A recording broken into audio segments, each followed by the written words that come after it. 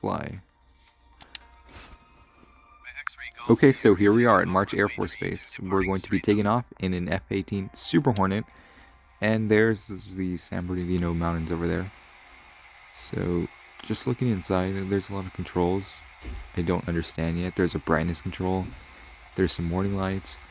I do know that there is a retractable, you can actually retract the wings once you land, which is pretty cool.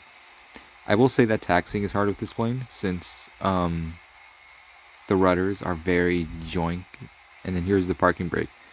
One thing I'll give as advice if you're trying to land this is you want to put the parking brake on before you land. So as you're approaching the airport, turn on your parking brake, and as soon as you land, it'll be like an instant stop. Here's the throttle. Here's the auto. What is this? This is another throttle.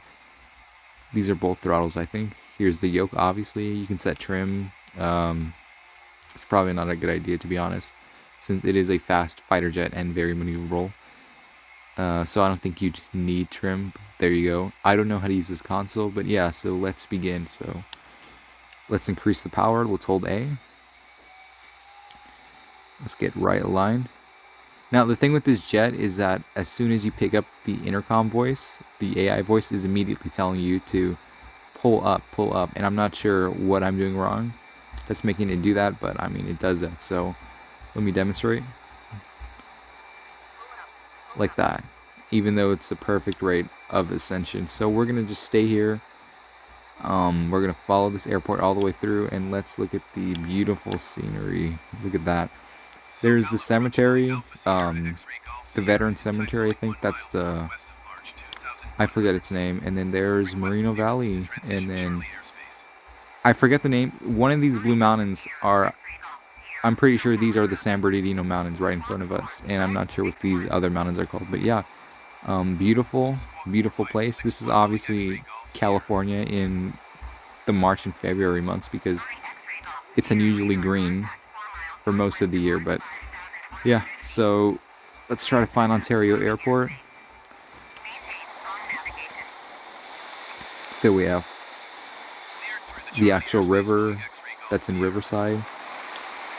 What do we have here? We have High Grove. That's a weird name. So, and if we go north, we'll find San Bernardino. And then I think San Bernardino has an airport, but Ontario should be right across the...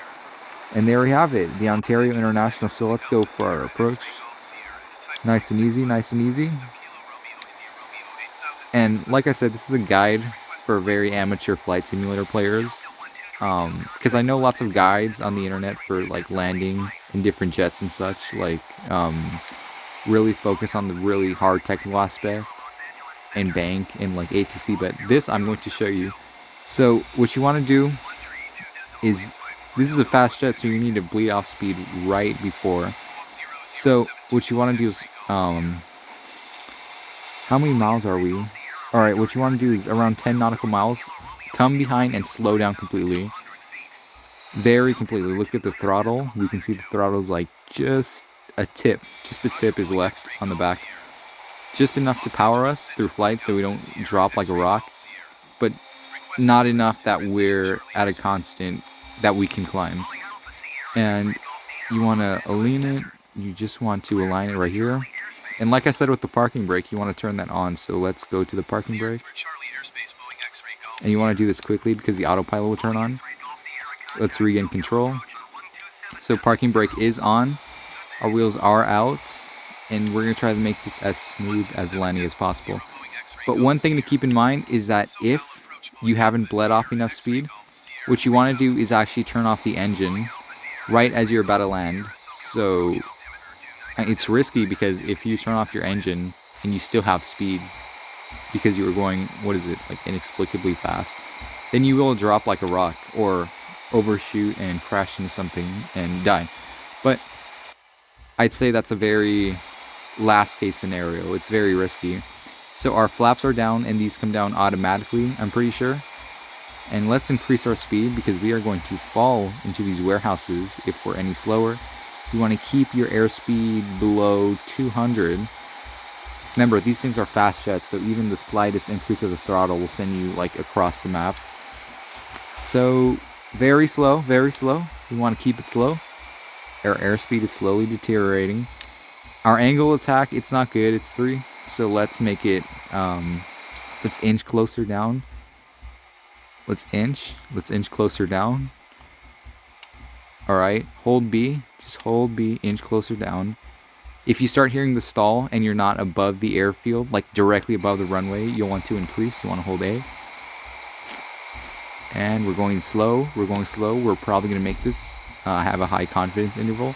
So slowly, slowly, bank right, bank left. Little corrections. Remember, these things are high-powered jets, so you pull a little too hard, it's going to flip over. So, all right, let's completely kill it. Completely kill it. Completely kill it. Let's flare, flare, flare. We're going to pull up.